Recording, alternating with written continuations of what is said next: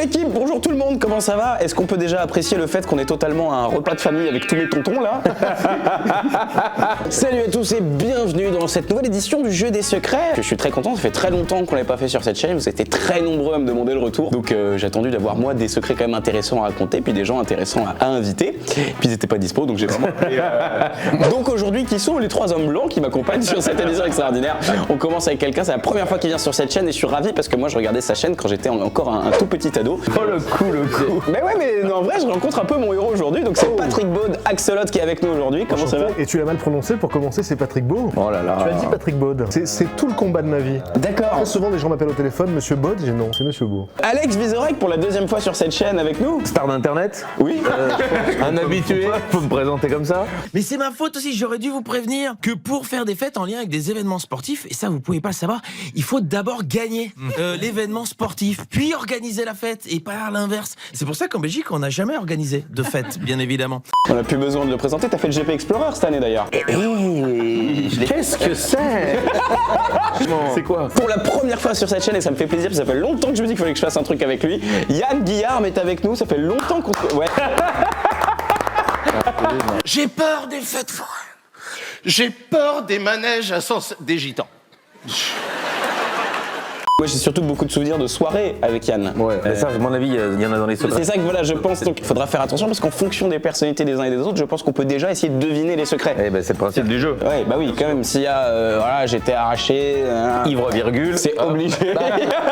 Je rappelle donc le concept de ce jeu, pour ceux qui ne le connaîtraient pas, c'est très simple, 3 étapes. Première étape, on lit tous les secrets. Deuxième étape, on vote pour qui on pense que c'est les secrets, que ça appartient à qui. Parfait. Bon, on va apprendre de la syntaxe aussi aujourd'hui. C'est pas beaucoup de points en dissertation, mais c'est clair. Et troisième étape, évidemment, on raconte les secrets et on se délecte des anecdotes qu'on s'est préparées les uns les autres. On se régale. Bah, je vous propose qu'on les lise dans ce sens-là. Donc vas-y, Patrick, Monsieur Baud, vous pouvez commencer avec le premier secret. J'ai marqué un but sur une passe du capitaine du Sénégal. C'est dingue ça. C'est déjà énorme. Ça veut dire que tu fais du foot à un haut niveau, quoi. En tout cas, la personne qui a fait ça C'est toi. fait du foot. Mais non, parce que c'est pas celui qui lit que c'est le secret, bien. On sait, bah peut-être, on sait pas. Oh, c'est pas mon secret.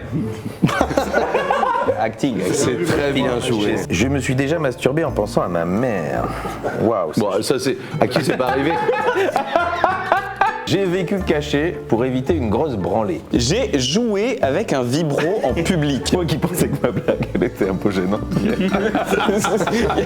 Je suis resté seul avec la Joconde. Alors ça déjà c'est quelqu'un qui a le boulard. Déjà, on va pencher sur Alex pour moi, mais bon après, on verra. En tout cas, moi j'aurais certainement fait des saloperies avec, donc c'est pas moi. Tu peux rester éventuellement comme ça.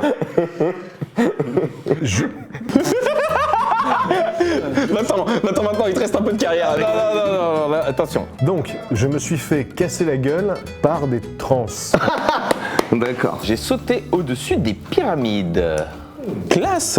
J'ai joué les championnats nationaux de fléchettes. Il y a aussi un amoureux de bar, pardon, mais... Oui, alors c'est toi. Tout nu dans Berlin. Bon, et ben les gars, déjà, on a un niveau quand même assez extraordinaire. Voilà, on a envie d'en savoir plus. En tout cas, on sent qu'on va aller un petit peu partout. Qui finira mal de cette vidéo? Qui sortira? Qui sera cancel à la fin de cette vidéo? Eh bien écoute, je vous propose qu'on commence par le premier secret. À vos ardoises, essayons de deviner qui a marqué un but sur une passe du capitaine du Sénégal. C'est quelqu'un qui joue au foot. C'est quelqu'un qui peut courir. C'est moi de vous le dire. Ouais, ça va être une connerie de... Ouais, d'accord. Je vois totalement... Eh bien écoute, c'est toi, Roman, que je vois en train de marquer ce but en réceptionnant cette passe du capitaine du Sénégal. D'accord. Je me permets de passer devant Alex parce que j'ai mis la même... Ah oui, d'accord. J'ai mis Roman également. Vous me voyez tous en train de faire un truc très stylé. Tu vois, il n'y a que des youtubeurs qui peuvent être amenés à jouer contre le Sénégal. Aucune raison. Aucune raison valable. J'ai mis Monsieur Beau. Oh, merci. C'est BAUD. Je trouvais ça vraiment un excellent jeu de mots quand on l'a fait. Moi les gars, je pense que c'est totalement Alex Vizorek. Je sais pas, parce que c'est si un petit côté, tu vois, les Allemands des années 90, avec une moustache, c'est Rudi Voleur. Exactement, Vizorek, ça sonne un peu footballeur des années 80-90. J'ai aucune ref. Regardez-moi, j'ai aucune. Ah là, Rudi Voleur. Non, il a dit qu'il Je suis déçu. Navré. Mais là on est très nombreux à pas On va comprendre. aller sur la chaîne YouTube de Didier Roustan. Je ne sais pas qui c'est. C'est un festival de rêve qui passe à ce niveau-là. Ce n'est pas moi. Alors oui. Oh, magnifique. Super. Je suis un petit peu déçu que vous m'ayez pas vu comme sportif, parce que plus jeune j'étais un peu plus... Oui, c'est vrai, toi oui, mais c'est vrai que lui il a dit le foot, non. J'adore le foot. J'ai commencé ma carrière un peu dans les médias comme commentateur sportif. Oh. Et après j'ai fait de l'humour dans une émission, l'équivalent de téléfoot en Belgique. Et l'un des consultants, c'est Kalilou Fadiga. Alors je sais pas si ça vous dit quelque chose. C'est le capitaine du Sénégal. Le capitaine du Sénégal, mais de la grande équipe du Sénégal qui bat la France en ouverture du mondial 2002. Et franchement c'est une espèce de légende du foot africain. En fin de saison, on fait un match, l'équipe de Téléfoot Belgique contre, je sais plus, la presse écrite ou je sais pas quoi. Et donc on est tous les deux dans l'équipe. Kalilou a un petit niveau plus haut que la moyenne des journalistes sportifs, qui fait qu'il dribble à peu près tout le terrain, y compris le gardien de but. Et comme il est gentil, il voit que je suis tout seul. Il dit je vais pas la mettre moi-même, ça serait con. La classe. Et il me fait la passe et moi je dis putain, assise de Kalilou, le but est vide. Et je t'envoie une patate mon ami. Et derrière, mais je crois que c'est la plus grande émotion dans ma vie. Tu vois, il y avait personne qui regardait les matchs, mais je fais le tour comme ça. J'avais la Coupe du Monde. Passe au Fadiga, but de On peut passer au deuxième secret. J'ai vécu caché pour éviter une grosse branlée. Je suis prêt. Qui commence? Vas-y Yann, commence. Allez, je pense que c'est un Patrick. Quand même, bien sûr. Ok, moi je pense que c'est Yann Guillarme. Parce que le mot branlé. Toujours me rabaisser. Je trouve qu'il y a un petit côté gouailleur, on t'imagine le dire sur scène, bon j'ai vécu caché pour éviter une grosse branlée, voilà. Tu peux le dire comme si c'était un début de stand-up ou pas? Bah, je vais pas vous mentir, j'ai vécu caché pour éviter une branlée. J'aurais pas dit grosse branlée, ça va pas dans le mot. J'ai pas dit une grosse branlée. J'ai répondu Natacha Campouche. La ref. Référence qui va échapper à notre public peut-être. Roman. Attends, c'est l'allemande qui a été. Oui, qui a été. Elle a vécu caché pendant. Eh ben dis donc, vous êtes sûrement beaucoup plus drôle que Roman, donc vous avez ri chez vous, c'est sûr, en famille. J'ai à nouveau choisi Roman. Eh ben écoutez, tout le monde me vise et vous êtes quand même des gros bâtards là, parce que c'est complètement moi. Yes. Ça remonte à il y a 2 ans et demi, je fais mes premiers micro-trottoirs et à ce moment-là, je vois que ça marche très fort et que plus on montre des gens qui disent des choses un peu limites, plus ça marche. Bien sûr. Et cette personne nous regarde en ce moment et te cherche toujours.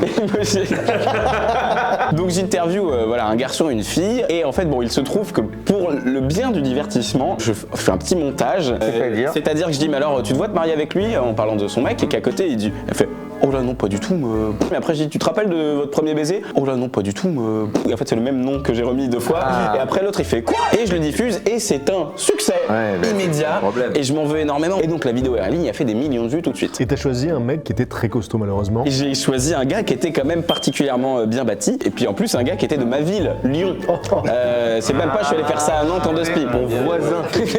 Et donc je publie la vidéo et juste après il m'envoie un message et il me dit je sais à quoi tu ressembles, retire la vidéo, je vais te retrouver, je vais te niquer la gueule. Et moi j'ai peur donc je supprime la vidéo tout de suite. Sauf que on est sur internet et entre temps vu que ça fait du buzz, des gens l'ont téléchargé et l'ont repartagé sur 3-4 comptes différents. Et moi il me dit il y a d'autres trucs sur d'autres comptes, c'est de ta faute si c'est pas supprimé, je te défonce la gueule. Et moi je commence à envoyer des messages s'il te plaît supprime la vidéo parce que je vais mourir. Et j'appelle ma communauté, je dis signalez cette vidéo s'il vous plaît. Donc du coup vu que je dis signaler là, il y a beaucoup de gens qui vont la voir. Donc il y a encore plus de vues. Et moi je reçois des messages, il y a 4 millions de vues maintenant, je vais te retrouver. Plus tu veux supprimer quelque chose, plus on a l'œil dessus. Je voudrais d'ailleurs supprimer toutes mes chroniques d'RTL. Allez vite les voir parce qu'elles vont bientôt te supprimer. Donc à ce moment-là, je me dis il faut vraiment que je dois sortir dans la rue pour aller faire des réunions, pour aller faire des tournages. Je suis obligé de sortir, je peux pas rester chez moi enfermé. Je reste très longtemps chez moi. Et puis au moment je dis je sors, mais j'ai tellement peur parce qu'en plus je suis reconnaissable de loin. Bonnet, Un bonnet, mais je me dis ça suffit pas parce qu'il voit ma tête. Donc je mets un masque FFP2 et je me dis c'est encore pire parce que c'est très suspect. mais oui mais Bah oui, forcément. je rajoute des lunettes de soleil. Il faut demander à Jocelyn Flippo, l'homme derrière la caméra, qui sait qui m'a vu arriver à un café avec vraiment bonnet, masque et truc. Et pendant une semaine, je suis sorti comme ça. Et donc tu voyais l'homme invisible qui marchait dans la rue. Ce n'est pas moi. Ça fait vraiment le mec qui a fait une vidéo qui marche et qui prend un boulard énorme. Et au final, il m'a jamais retrouvé. Ah ben tu vois. Jusqu'à aujourd'hui. Évidemment. Et il est juste là. Il en parlera mieux que nous. Ok les gars, là on va commencer à se marrer. J'ai joué avec un vibro en public. Bon, Et on entendait derrière le mur le vibro. j'espère que les travaux vont pas durer indéfiniment. Hein. On s'en est tous rendu compte. Bon, 1, 2, 3. Oui. Ouais bon. Yann. Yann, bah déjà je vois pas pourquoi, mais bon, après. Et toi, t'as mis quoi? Bah Yann aussi. Hein. Ah, bon, bah t'es accusé, vas-y. Je suis accusé, hein. Mais c'est vrai. C'est vrai. Maintenant que vous le dites, c'est vrai. Je l'avais pas mis, mais maintenant que vous le dites, c'est vrai. Alors j'ai joué avec un vibrant en public. Alors j'ai pas vraiment joué avec un vibrant en public. C'est encore mieux. Jocelyn Flippo, que tu connais, Bien sûr. a écrit une pièce qui s'appelait Trash. À l'époque, on jouait à Lyon. Et moi, je jouais à un producteur porno. Comme quoi, tu vois, j'avais déjà le visage. Visiblement, c'était déjà prédestiné. On fait la dernière. Et la dernière, eh bien, les filles, hein, dit, tiens, voilà une belle blague à faire de dernière. Voici 4, donc il y avait 4 filles, 4 mecs. Voici 4 vibros pour nous et 4 télécommandes pour vous. Et chacun, on avait un peu des duos. Est-ce que tout le monde était d'accord avec cette idée? Évidemment, j'allais bien spécifier et je tiens à le spécifier. Tout le monde était d'accord. Nous, non. Presque. Nous, moins à peine, tu vois. Donc, la première surprise, je mets sur 2, clac dans la poche, donc chacun a sa télécommande. Clic, allez, waouh, hey, say, oh, wouh. Au fur et à mesure, au milieu de la pièce, changement de décor, des caisses en bois. Et le caisse en bois, ça résonne. Et Oh non. Et puis évidemment, au bout d'un moment, on s'ennuie de tout. Donc au bout d'un moment, bah, tu mets sur 7, quoi, tu vois. Et donc là, et ça va dans tous les. Et on a beaucoup rigolé. Et il faut dire que moi, la mienne est tombée en panne et c'est resté constamment sur en vibreur. Mais, Et ma Delphine, que j'embrasse, a dit à la fin, c'est tigre. Voilà. Bon, bah en tout cas, vous m'avez bien percé à jour. Je suis resté seul avec la Joconde. Ben, j'ai l'impression que vous allez encore pas mettre moi. Tu viendras voir mon spectacle, Patrick, je te jure, je suis pas comme ça. Eh bien écoutez, moi je vais commencer parce que j'ai envie de commencer. Je suis resté seul avec la Joconde, je vote pour Patrick le plus beau. moi aussi, j'ai mis Patrick. Oh là là. Moi j'ai mis Alex Vizorek parce qu'il travaille à France Inter. À France Inter, bah, c'est quand même la maison de la radio. On connaît tous la Joconde. Bah oui, quand même. C'est la culture française. Ok, ça se voit à ce point, du coup. En fait, je me dis quand même quelqu'un qui a dit ça en se disant parce que tout le monde a écrit en disant tu sais, j'ai joué avec un vibro, nanana. Et toi t'as fait je suis resté seul avec la Joconde. C'est peut-être le truc qui l'a excité le plus. Et il en a bien le droit. Et je pense que la personne qui peut le plus être excitée par la Joconde, c'est Patrick. C'est pas faux. Je raconte l'histoire, du coup. Donc voilà. Et encore un point. Non mais par contre, c'est parce que normalement personne vit ça. Normalement, personne. Et donc là, en fait, c'était pour une vidéo qu'on a tournée au Louvre il y a 7 ans de ça. Et une fois sur place, c'était le mardi. Et le mardi, c'est jour de ménage au Louvre. Donc le mardi, c'est fermé. Et donc, une fois sur place, je me suis dit, bon, c'est quand même très très con d'être au Louvre avec pas de public et de ne pas aller voir la Joconde. Donc le gars qui était là avec nous, le guide, je lui demande si c'est possible éventuellement de faire un petit détour par la salle de la Joconde. Et le mec prend son toki, il envoie un petit message à la sécu, ouais, tu crois que c'est possible, machin. Le gars lui dit, bah oui, y a pas de problème, venez. Donc on se retrouve dans la salle de la Joconde et là, on se retrouve à 2. Et là, je sors en vibro. Et c'est le twist de l'histoire. Donc on se retrouve tous les deux dans la salle de la Joconde et déjà c'est quand même un choc parce que ça n'arrive pas. Et donc on est seul et là Gilles va au fond de la salle avec la caméra et moi je me place devant la Joconde, c'est-à-dire qu'il y a une espèce de petite barrière devant et je suis à 1 mètre de la Joconde et on est vraiment les yeux dans les yeux et il y a un truc très troublant parce que quand t'es en face de la Joconde c'est pas simplement un tableau, c'est comme si toute l'histoire de l'art te regardait et je me suis dit mais là si je faisais un truc de dingue, tu vois, si par exemple je passais par-dessus la barrière et que je mettais un grand coup de pied dans la vitre, même l'embrasser. ou quoi que ce soit, je pense qu'il y a des mecs du raid qui descendent du plafond immédiatement. Et donc voilà, c'est un moment qui a duré assez longtemps, qui était très très émouvant, très fort, et ça reste mon souvenir le plus puissant de ce tournage. Oh les gars, c'est maintenant. Ah c'est le moment, c'est maintenant. C'est maintenant. Je me suis fait casser la gueule par des trans. Qui a fait ça? Alors moi j'hésite parce que évidemment que j'ai envie de voter Yann Guillarme, bien évidemment. Oui, mais c'est trop facile de se surprendre. Bah oui. C'est ça, mais moi tu sais quoi, Après la Joconde, je pense que Patrick serait beaucoup à jouer là. ce serait génial qu'il fait la Joconde. Je suis resté seul avec la Joconde, je me suis aussi fait casser la gueule par des trans le même jour. On a du mal à choisir parce que en fait on a tous envie de voter Guillarme. Eh ben, on va le faire quand même. Je vais pas te mentir, on va le faire quand même. Moi, c'est la 3e fois que je vote Roman. Ça va tomber. Parce que ce que j'imagine, c'est que sur un micro-trottoir, tu t'es peut-être rapproché d'un groupe de personnes trans, et puis la vanne était de mauvais goût, et ça a fini par des coups. Non, normalement je me cache dans ces cas-là. Ah. Vraiment, je me dissimule. Je me dis aussi parce qu'il est rarement déplacé. C'est pas que tu peux l'être, mais je pense que tu cherches plus la limite.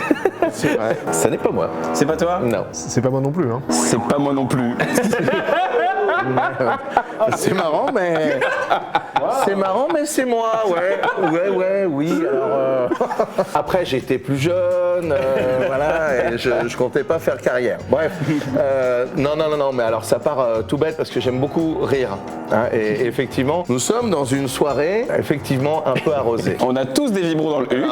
On est dans une boîte de nuit lyonnaise qui, à l'époque, ouvrait à 3h du matin et se finissait en after très tôt à midi. Donc là, il y avait tout ce que tu veux comme personnage. Ça va être intéressant. Il y avait des personnes, donc je mets personne, puis après je mets tout le reste. Hein. Derrière, on suit une fois des trans, des gays, lesbiennes, toute la communauté LGBTQ azerty. Voilà. Attention. Attention. Parce que du coup, tu pourrais te refaire péter la gueule. C'est vrai. Non, et en fait, tout simplement, on rigole, on sourit. Moi, je porte souvent des talons en soirée, par exemple. Donc, tu vois, c'est pas, ça n'appartient à aucune communauté. Au contraire, moi, je défends l'hétéro qui a le droit de se mettre des robes, tu vois, parce que je trouve que voilà. Puis déjà, moi, d'un côté, quand je porte des talons en soirée, je suis plus le gros qui danse, mais je suis le gars qui a des talons, tu vois. Ça me donne une élégance. T'imaginais pas là-dedans, c'est cool. Bien sûr, bien sûr. J'ai la tête du réac, mais en fait, bon, je vais quand même finir celle-là, mais je suis avec un groupe de personnes qui rigolent. Et donc, on affole vraiment en plus à l'intérieur de la boîte, voilà, on se roule des pelles, enfin, c'est assez intéressant, quoi. Et on part. Et donc, il y a le vigile qui était un pote à l'époque que je connais, donc je lui dis au revoir. On a un mec, quoi, et un travesti. Donc, je dis salut, et à elle, je lui fais salut Michel. Et là, parce que ça a beaucoup fait rire mon pote, bien sûr. elle le prend très mal, Yael le prend très mal. Me crache au visage et me met une grande claque dans la gueule. Vraiment, bah, ça n'a pas duré. Salut Michel, bah, ok. Waouh. Résultat, je lui en recolle une. Bah, on se fait bien sûr courir après et bien évidemment, on a regretté. J'ai sauté au-dessus des pyramides. Ah, ça, j'ai même pas bien compris. Moi je pense que c'est quelqu'un qui a sauté en parachute au-dessus des pyramides de Gizeh. Ouais. Et après c'est quelqu'un qui peut-être oublie qu'il pose des vidéos YouTube des fois sur sa chaîne. qu'on peut voir, tu vois. Bah j'avoue, j'aurais pensé tout de suite à lui moi au départ. Voilà, moi j'ai mis Alex parce que chaque fois que je dois voter pour quelqu'un qui n'est pas moi, je mets Alex. C'est gentil. Donc voilà. Alors Alex a le vertige. Alex a le vertige. Ouais, du coup ça va pas être possible. Moi aussi, c'est ça l'ironie du sort. Ah. Un petit peu. Ouais. Donc c'est toi. C'est moi, je l'avoue.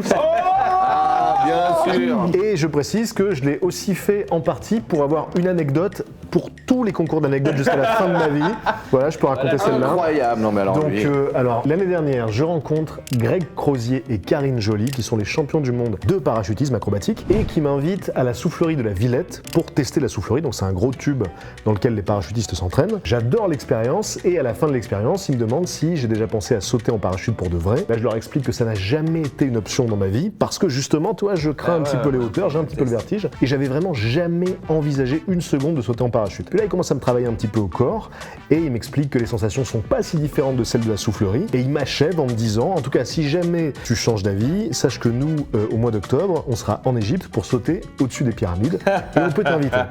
Et là, c'était tellement énorme comme proposition que j'ai dit oui spontanément, parce que je savais qu'on me proposerait jamais un truc aussi dingue de mon existence. C'est vrai que elle prend pas les folles. Hein. Le saut était incroyable, j'avais pas du tout de vertige, et puis on y est allé, et là, bah, c'était incroyable. Moi, j'ai fait le saut en parachute, et je sais pas toi, mais il y a beaucoup de gens qui m'avaient dit tu vas voir l'impression de nager ou de flotter dans les nuages. Non, tu tombes. Yeah, professionnel! Ah bordel! J'ai joué les championnats nationaux de fléchettes. Bah moi, je vote pour Alex Vizorek.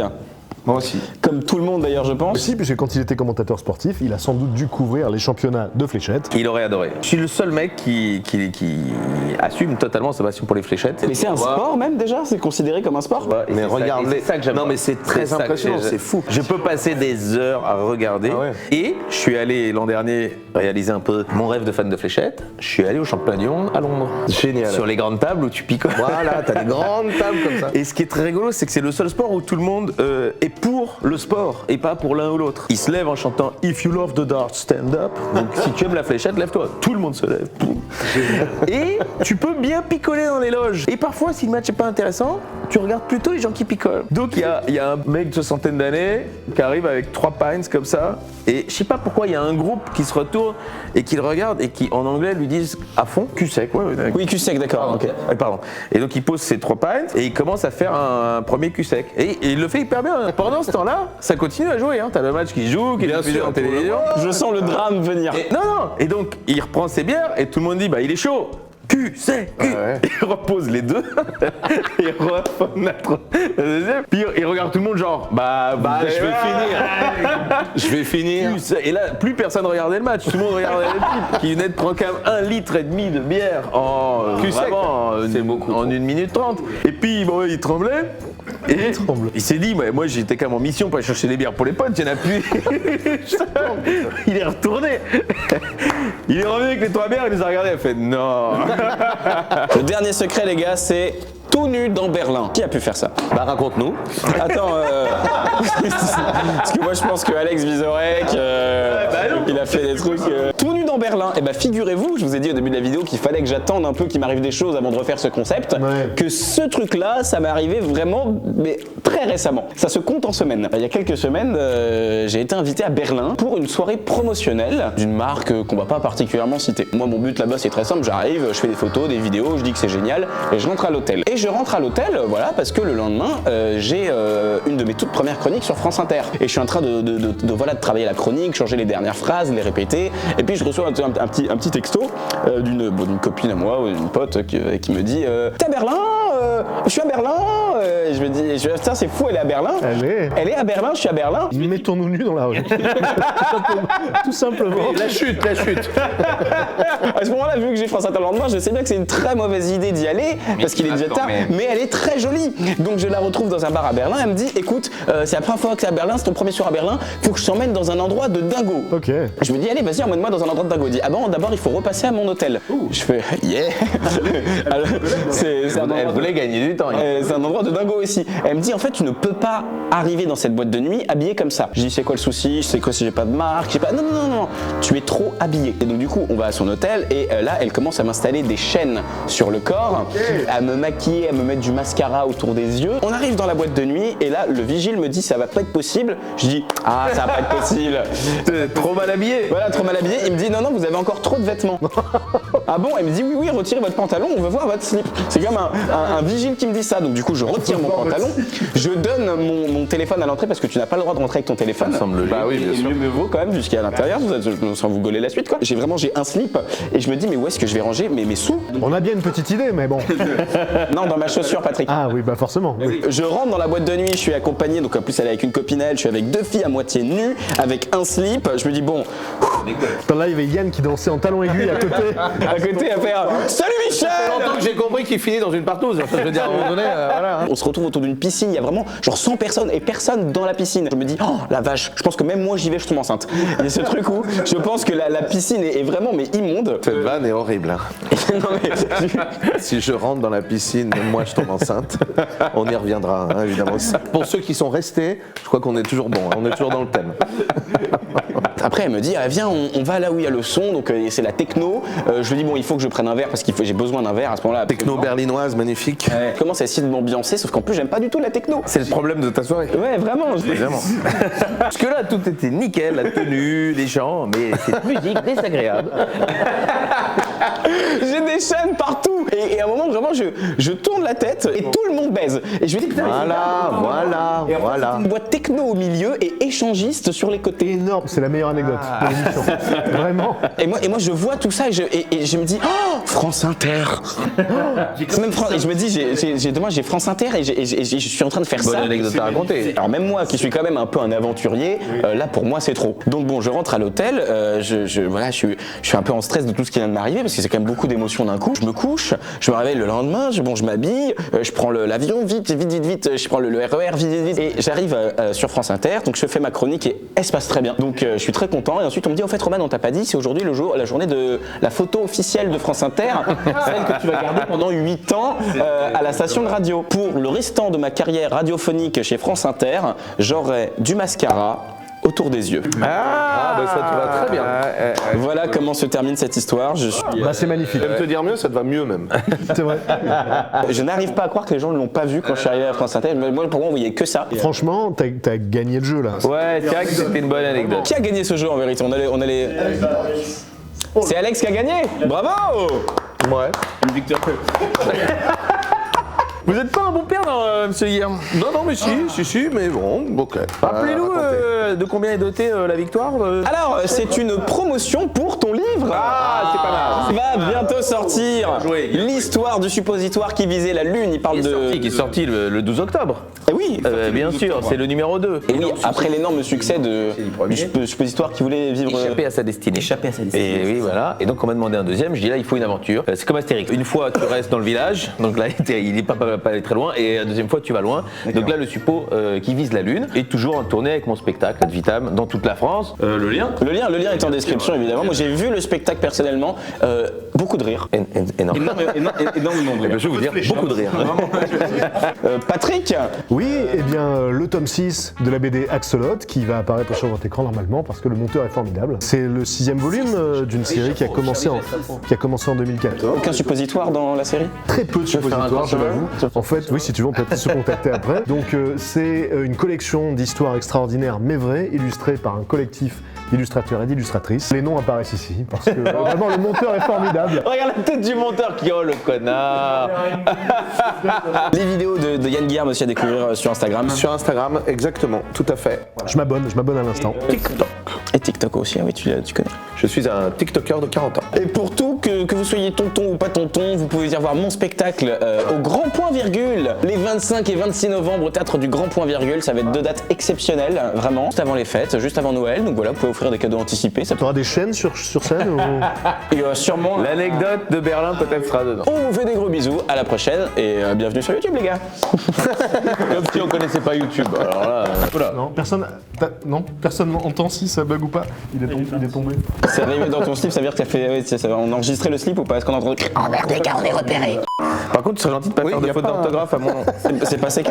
C'est juste K? C'est Zorek. Est-ce qu'il y a une version plus belge de ce nom? Non, plus polonaise. C'est quoi? Comment ça? Wieczorek. W-I-E-C-Z-O-R-E-C-K. Je suis polonais d'origine aussi, moi. C'est pas vrai. Ah, donc c'était Dojok Ben Pessar. C'est ça le nom complet. Bon, nous on a vraiment retiré des trucs. Ça aurait été moins vendeur sur YouTube, effectivement, t'as bien fait. Roman Dodge. Bon. Ah, il y avait Offenbach qui. Non, mais c'était dingue. Ça fait longtemps qu'il a pu écrire un truc en plus.